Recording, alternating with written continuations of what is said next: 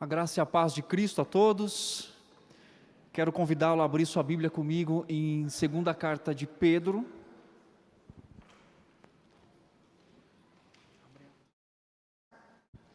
Segunda de Pedro, capítulo 1. Nós vamos meditar nos versos 3 e 4.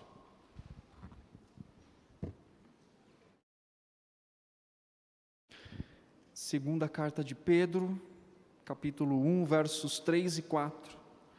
O texto diz assim: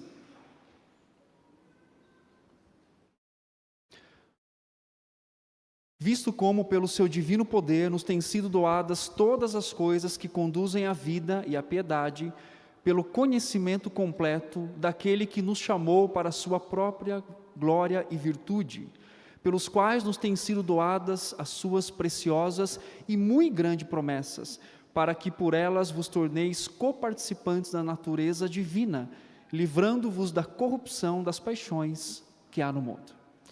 Antes de orarmos, só um aviso: hoje as crianças ficarão aqui conosco, participando, e não iremos para o Vinde Meninos, tá, crianças? Então, vocês vão anotar o sermão aqui comigo. Depois me entrega, que eu vou corrigir e cobrar nota, para ver se passa no final do ano, tá bom? Então vamos orar e pedir a orientação ao Senhor. Deus, obrigado pela sua graça, obrigado pelo seu amor, obrigado porque nós estamos aqui reunidos diante do Senhor e para o Senhor, para ouvirmos a sua palavra, para sermos dirigidos pelo Senhor, exortados, consolados e também levados a pensar no modo que o Senhor tem sido bondoso conosco, nos doando todas as coisas que nós precisamos para viver diante do Senhor. Obrigado pelas bênçãos em Cristo. Nós reconhecemos que não são méritos nossos, mas que vêm das mãos do nosso Salvador. Obrigado pela palavra que foi lida, pelos cânticos que foram entoados, por tudo que tem sido feito aqui, e que o nosso coração esteja voltado para o Senhor. Nós oramos e agradecemos em nome de Jesus. Amém. Bom, deixe-me começar fazendo uma pergunta para você. De 0 a 10, o quanto você se acha alguém piedoso ou piedosa? Tem uma pesquisa. Qual é a pesquisa? Sua vida piedosa. Você vai avaliar a sua piedade. Porque, assim, normalmente, nós ouvimos histórias e lemos histórias sobre homens e mulheres piedosos, não é isso? Então a gente olha assim e fala assim: a vida piedosa de tal pregador, a vida de piedosa de tal missionário. E às vezes, essa perspectiva de vida piedosa fica às vezes muito mais no passado, de pessoas que foram piedosas, que refletem piedade e que a gente olha hoje nos livros e nas histórias e fala assim: queria tanto ser assim, mas aí você avalia a sua vida, eu avalio a minha e falo: acho que falta um pouquinho. Então a sensação que dá é que é uma história de pessoas que viveram acima da nossa fé, de uma forma quase que miraculosa, lidando com as questões do seu coração, da sua vida, da sua época, e quando a gente olha, às vezes, há um abismo entre aquilo que eles viveram durante a vida deles e aquilo que nós vivemos hoje. Talvez essa sensação você tenha. Por exemplo, vou dar um exemplo clássico: quando você lê, por exemplo, o livro de Atos, você vê aqueles homens, aqueles irmãos, aquelas irmãs envolvidas no reino, pregando o evangelho, morrendo por causa de Cristo. De repente, às vezes nós podemos olhar para o texto e pensar: mas é um abismo entre o que eles faziam e o que eu faço hoje. A vida disposta deles, da parte deles, para a vida que eu tenho hoje. Às vezes é essa sensação que nós temos, quando nós nos deparamos com exemplos e testemunhos de pessoas que são piedosas. Mas, quando nós lemos aqui em Pedro, o verso 3, ele é bem claro, dizer que Deus nos deu conhecimento, Deus nos deu tudo o que nós precisamos para viver piedosamente, para seguir piedosamente nos planos dEle e na vontade dEle. Mas antes a gente se aprofundar um pouquinho mais nesse texto, a segunda carta de Pedro, ela tem um tom de testamento. Pedro está escrevendo como se ele quisesse deixar algo precioso e muito robusto, não uma novidade, mas algo que impactaria a vida daqueles irmãos. Ele não está querendo deixar nada material, nada físico, mas Pedro, ele está deixando afirmações e reafirmações de verdades que são fundamentais na fé cristã e que seus leitores, inclusive, eles já conheciam sobre isso. Nós vamos ver quais são essas afirmações, quais eram, mas Deus o inspira para que ele escreva, e como eu disse, num tom de despedida e ao mesmo tempo num tom de eu quero deixar alguma coisa para vocês. Olha só o versículo 13 a 15, quando ele escreve o seguinte: também considero justo, enquanto eu estou neste tabernáculo, ele está falando do corpo dele, está vivo, está com vida, despertar-vos com essas lembranças, certo de que estou prestes a deixar o meu tabernáculo, como efetivamente nosso Senhor Jesus me revelou, mas de minha parte, esforçar-me-ei diligentemente, por fazer que a todo tempo, mesmo depois da minha partida, conserveis lembrança de tudo. Então, o desejo de Pedro aqui, ao escrever para esta igreja, não é efetivamente dar nada novo para eles nesse sentido, mas é alguém que ama a sua igreja, que ama aqueles irmãos e que queria deixar algo valioso. Por isso que os estudiosos dizem que o tom da escrita de Pedro é um tom de testamento.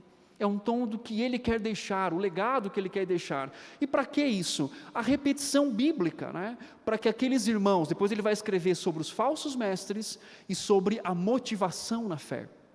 E ele quer então incendiar o coração daqueles irmãos com verdades da parte de Deus, para que eles continuem vivendo.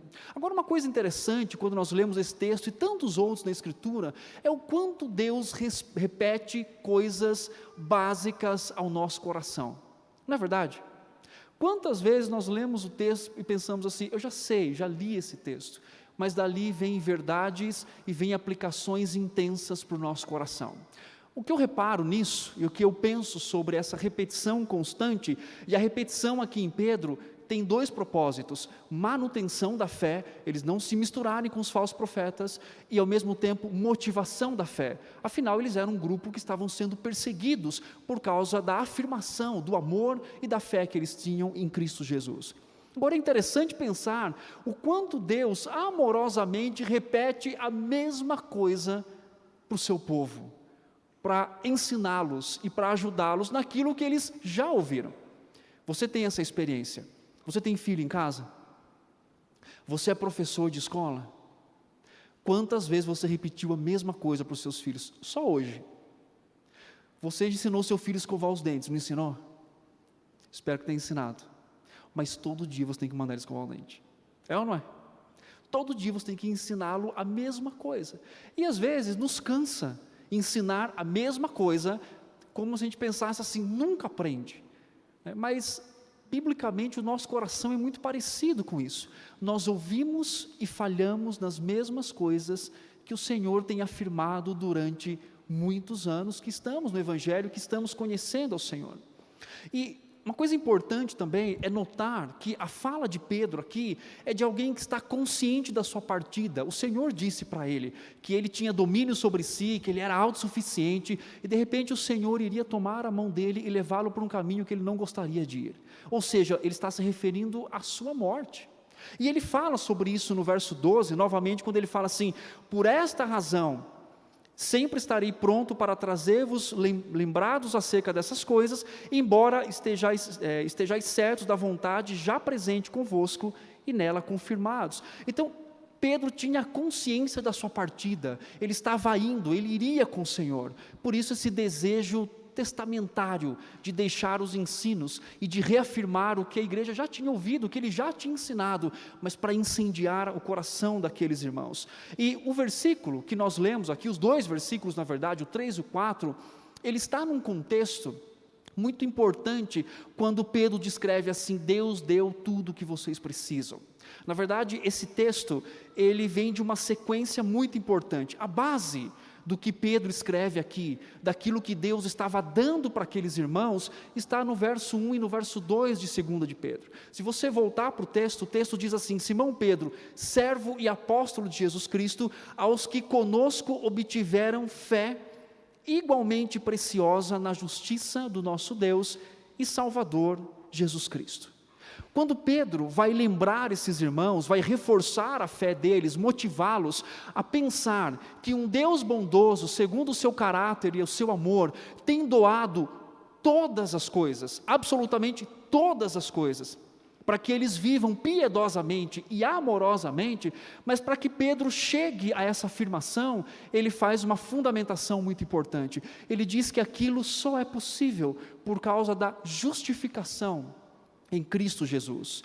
A justificação nada mais é do que a contabilização dos méritos da cruz em nosso favor.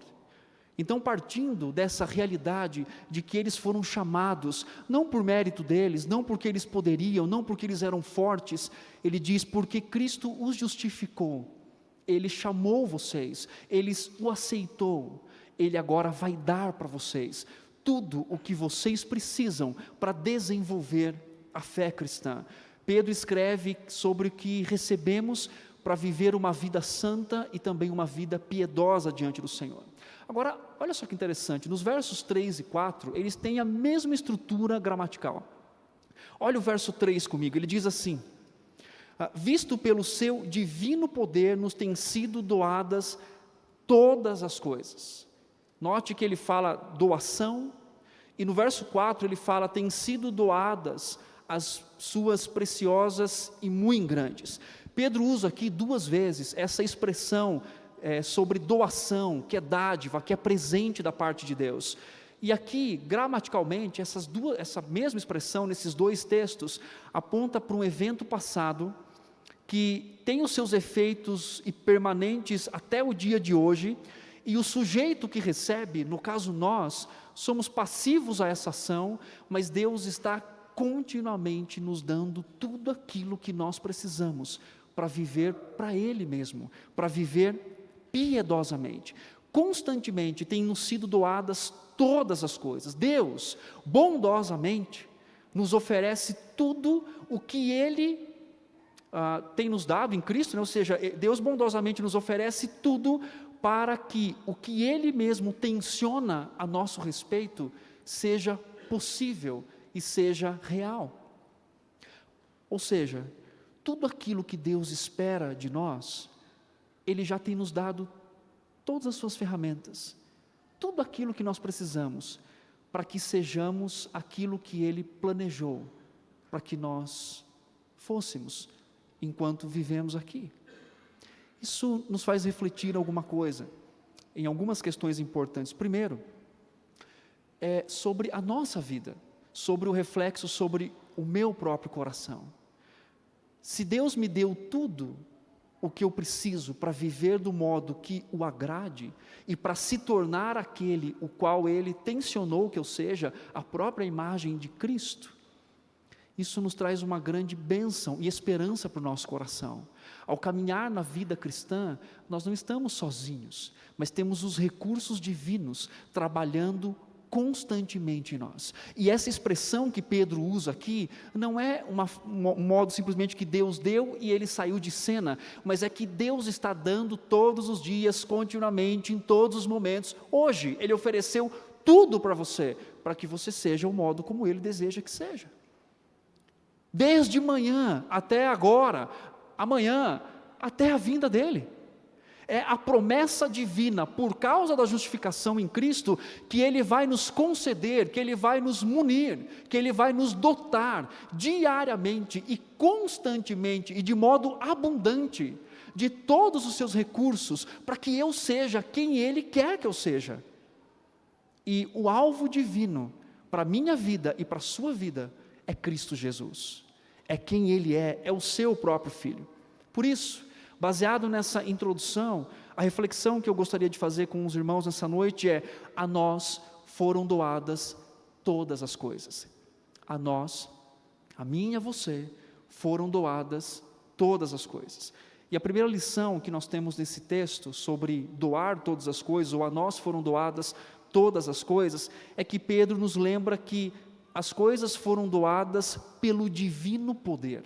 Isso é interessante. Volta para o texto, ele fala: visto como pelo divino poder nos têm sido doadas todas as coisas. Pedro está falando algo que é próprio de Deus. Deus está fazendo isso, quer dizer, é uma ação única dele. É o que ele está fazendo.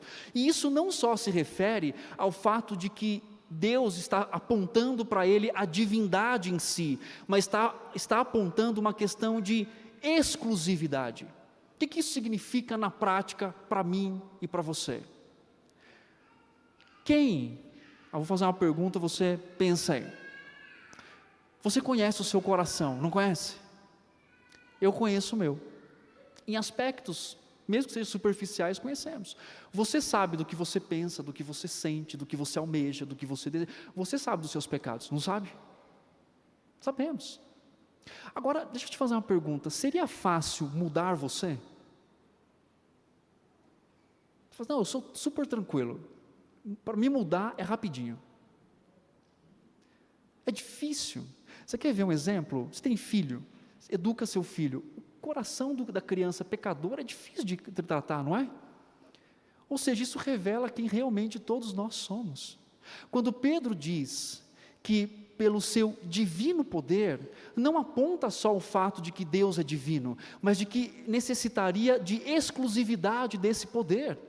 Ou seja, somente Deus, somente o seu divino poder é que pode atuar nos nossos corações, transformando a nossa vida. São recursos sobrenaturais, não só de transformar superficialmente as nossas atitudes, mas de transformar essencialmente os nossos desejos. Deus nos muda não só do fruto para cima, mas Deus nos muda intensamente no nosso coração. Olha exemplos bíblicos. O apóstolo Paulo, um homem que odiava a igreja, ele passa a amar a igreja. Mulheres como no Novo Testamento, prostitutas, são transformadas em mulheres de Deus. Isso não é possível simplesmente por uma ação humana, por atributos humanos, por sequências de ações que você e eu podemos fazer. Então, o trabalho no nosso coração é exatamente o divino poder de Deus todos os dias, até mesmo quando você não está percebendo. Deus está trabalhando no seu coração, mesmo quando você não percebe. Por isso que Pedro está dizendo, a nós foi dado pelo seu divino poder, quer dizer, necessitava. A exclusividade desse poder nos faz exatamente olhar para, por exemplo, Gênesis capítulo 1. Quem dá forma ao caos é o próprio Deus. E quem dá forma a uma vida completamente desfigurada pelo pecado? O próprio Deus. Ele é capaz de pegar pessoas inúteis e falhas, como você e eu, e transformar em úteis no seu reino e na vida de outras pessoas. E Ele não está só fazendo isso um dia, Ele está fazendo isso todos os dias. Talvez você não percebeu hoje, mas Deus trabalhou no seu coração. Deus transformou um pouco mais você, porque esse é o poder dele. E às vezes, a gente até mesmo na nossa rebeldia, ele vem, dá uma varadinha e fala, vai embora. Porque é um modo do Senhor trabalhar no nosso coração. A nossa ação para a santificação, sem a capacidade divina, seria, como muitas pessoas tentam fazer, legalismo, religiosidade, simplesmente ações humanas. Mas é o divino poder, a necessidade desse poder, é o que transforma o nosso coração. A nós foram doadas todas as coisas, mas essa doação veio pelo seu divino poder, porque sem esse poder não seria possível ser transformado. Quando o Senhor diz que Ele transforma um coração de pedra em um coração de carne, regeneração, mudança e transformação. Nós devemos glorificar a Deus pela bênção de sermos alvos do seu divino poder e sermos transformados diariamente pelo seu amor e pela sua graça. Mas Pedro continua falando sobre as bênçãos que esses irmãos tinham. A nós foram doadas todas as coisas pelo seu divino poder, mas também para conduzir a vida e a piedade. Olha o texto, ele fala sobre isso. Nos têm sido doadas todas as coisas que conduzem, que levam, que mostram, que evidenciam a piedade, a vida e a piedade. A vida cristã, ela não é vivida apenas depois da morte ou até a morte. A vida cristã, ela é vivida a partir da nossa justificação e até por todo sempre. Essa é a perspectiva que o Senhor traz para a gente. E Deus nos chama para essa vida piedosa, essa vida de entrega. A piedade nada mais é, segundo o texto, do que a conformação da nossa própria vida à imagem de Cristo. Ou seja, o seu divino poder atuante em nós produz e deve produzir frutos em nós. Deve produzir. Por isso que a Bíblia fala sobre que o cristão, ele vive em novidade de vida. Novidade de vida não é o que você inova diante de Deus, mas é o quanto você e eu somos transformados à imagem daquele que Ele nos chamou para ser. A vida e a piedade. A vida cristã, ela tem uma perspectiva de agora, para hoje e para amanhã. E é isso que ele está dizendo. Esse poder e esse chamado à vida é para uma vida agora e para uma vida posterior. Bom, pensando nisso, talvez faça um pouco mais de sentido a pergunta que eu fiz para você lá no início. Eu queria reproduzi-la de uma forma diferente.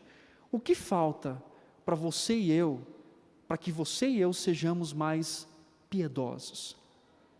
O que falta para você e eu, para que nos assemelhemos em aspectos específicos da nossa vida, à imagem e à semelhança do nosso Senhor Jesus?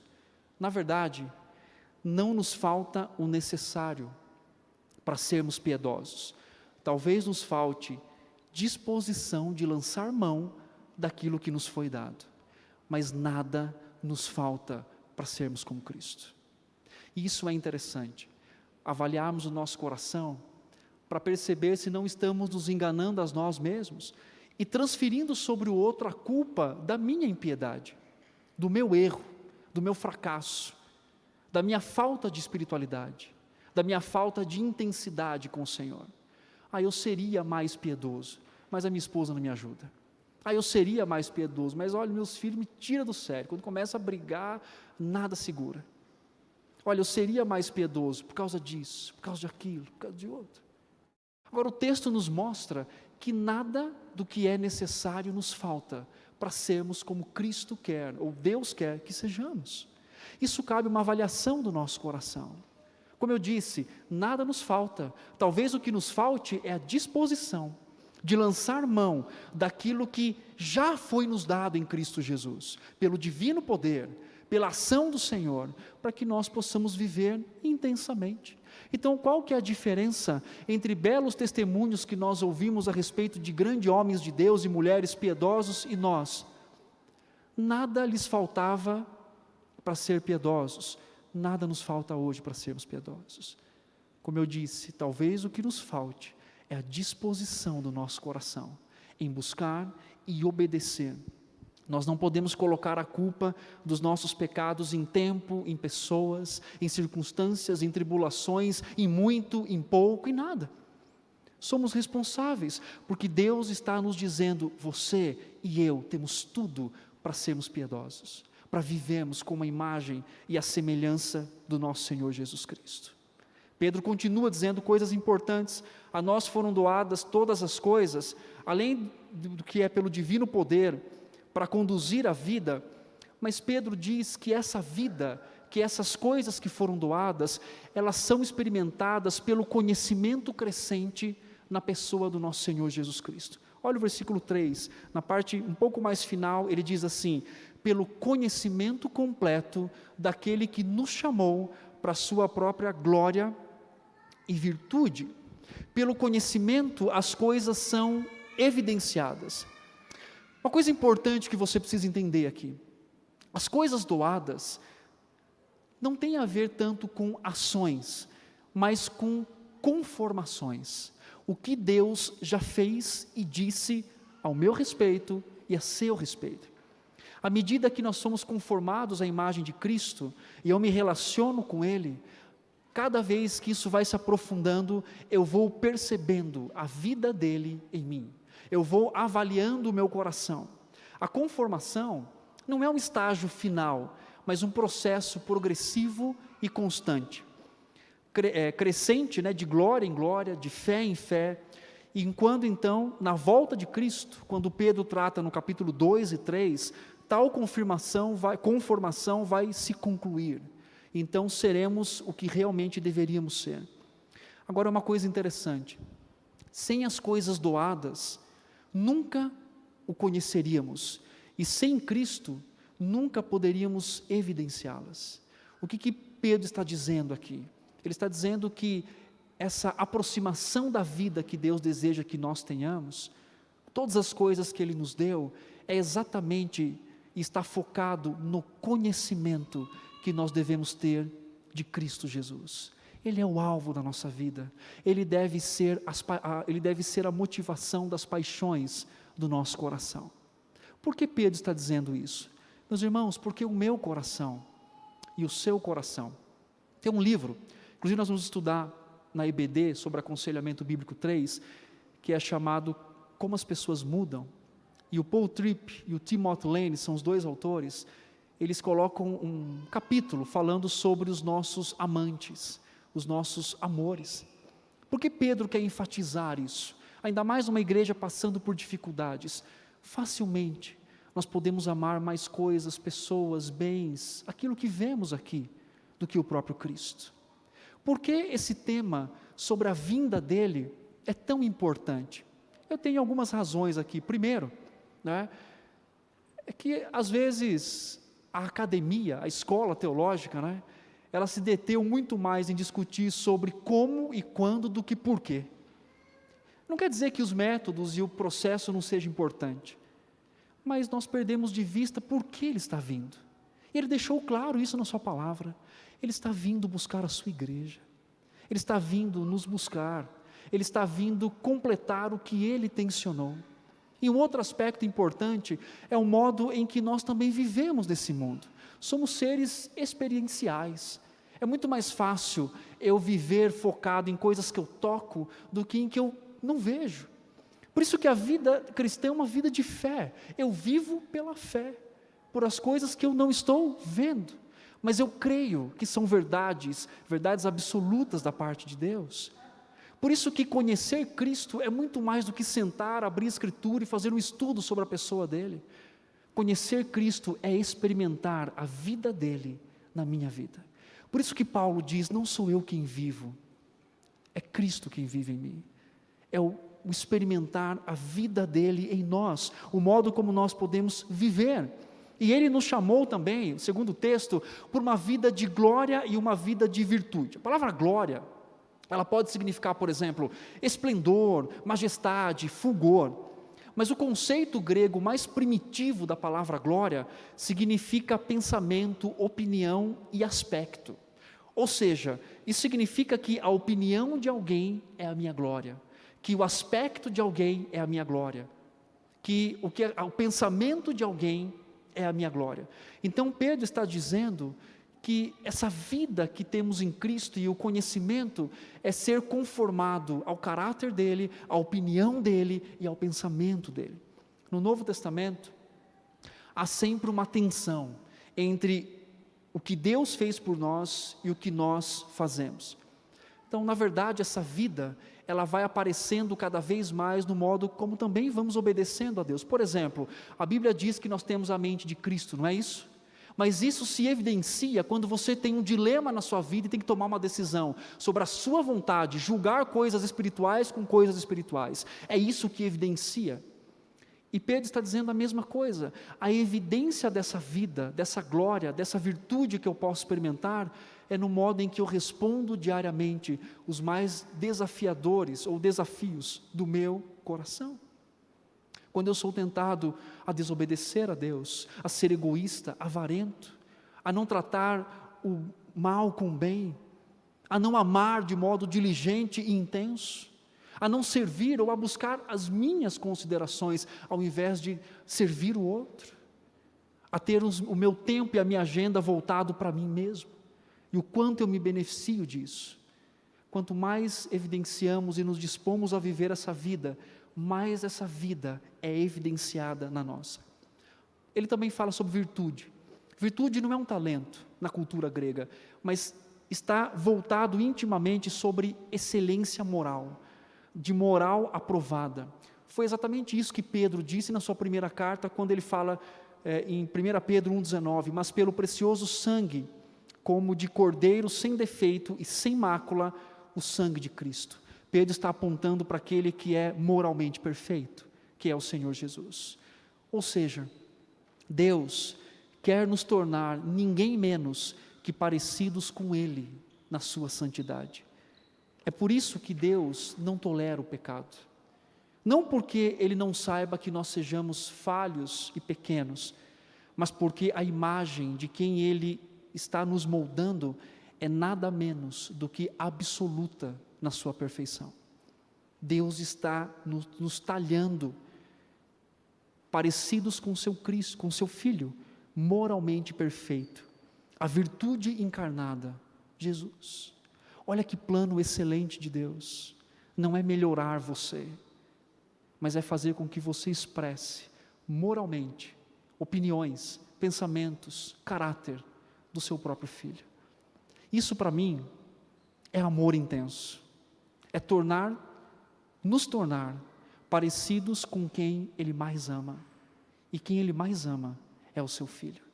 Por isso que somos chamados a conhecê-lo intensamente. Quanto mais conhecemos sua santidade, mais evidenciamos a sua vida em nós. Por isso, quando nós lutamos contra o pecado, nós não estamos fazendo um favor para nós, porque muitas vezes, ao lutar contra o pecado, a gente pensa, eu tenho que lutar porque eu tenho que me beneficiar dessas coisas. Tudo bem, nos beneficiamos de uma vida de santidade, mas quando lutamos contra o pecado, não estamos fazendo um favor para nós ou para Deus, estamos apenas evidenciando para quem Deus nos chamou e a semelhança a quem estamos sendo moldados. Somente isso. Simplesmente evidenciando a pessoa com quem Deus quer que nós nos tornemos. E por fim, Pedro, ele anima o coração desses irmãos. Ele fala que a nós foram dadas todas as coisas, e ele fala que essas coisas são lembradas por meio das preciosas promessas de Deus. Versículo 4, leia comigo. Pelas quais nos têm sido doadas as suas preciosas e muito grandes promessas, para que por elas vos torneis coparticipantes da natureza divina, livrando-vos da corrupção das paixões que há nesse mundo. Pedro lembra aqueles irmãos das promessas que eles tinham em Cristo. Pedro aqui, ele usa uma ênfase nesse texto com o intuito de produzir estima e apreciação daqueles irmãos, porque ele usa palavras como comparando elas, por exemplo, preciosas, ele coloca aqui, tem sido doadas preciosas e muito grandes promessas. Ao usar essa construção aqui no texto, ele quer captar a atenção dos seus leitores com uma estima muito grande. Por que ele faz isso? O grupo para quem Pedro escreve, os mesmos irmãos da primeira carta, eles são irmãos que estão passando por grandes lutas e perseguições, eles estão dispersos, tanto que Pedro fala assim, vocês são peregrinos, ou seja, facilmente, talvez esses irmãos poderiam perder o foco e a direção das promessas divinas e daquilo que Deus havia doado para eles, por causa da perseguição, e é o que Pedro trata, sobre falsos profetas e motivação na fé. Então ele quer causar estima e admiração no coração daqueles irmãos das promessas, ou pelas promessas de Deus. Por que Pedro está fazendo isso? Por uma simples razão, ou pelo menos por duas simples razões.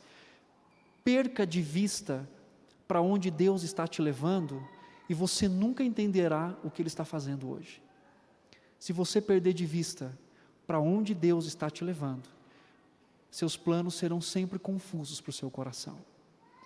Perca de vista em quem Ele quer te tornar, e você nunca aceitará os processos de Deus. Você os julgará, no mínimo, como equivocados. E somos tentados a fazer isso, quando nós limitamos a nossa visão a promessas simplesmente terrenais, de boa vida, de contentamento sempre, de nunca luta, de nunca tribulação. Estamos aqui sujeitos a todas essas experiências, inclusive enfermidades, dores, limitações. Mas se nós perdemos de vista para onde iremos, perderemos de vista o que Deus está fazendo. Se perdemos de vista com quem Ele está nos tornando, também perderemos de vista os processos que Ele permite na nossa vida. Deus está trabalhando e doando constantemente. Pedro quer lembrar esses irmãos, não desanimem, não fiquem desmotivados, vocês estão sendo levados para a casa celestial, vocês estão sendo transformados à imagem de Cristo Jesus.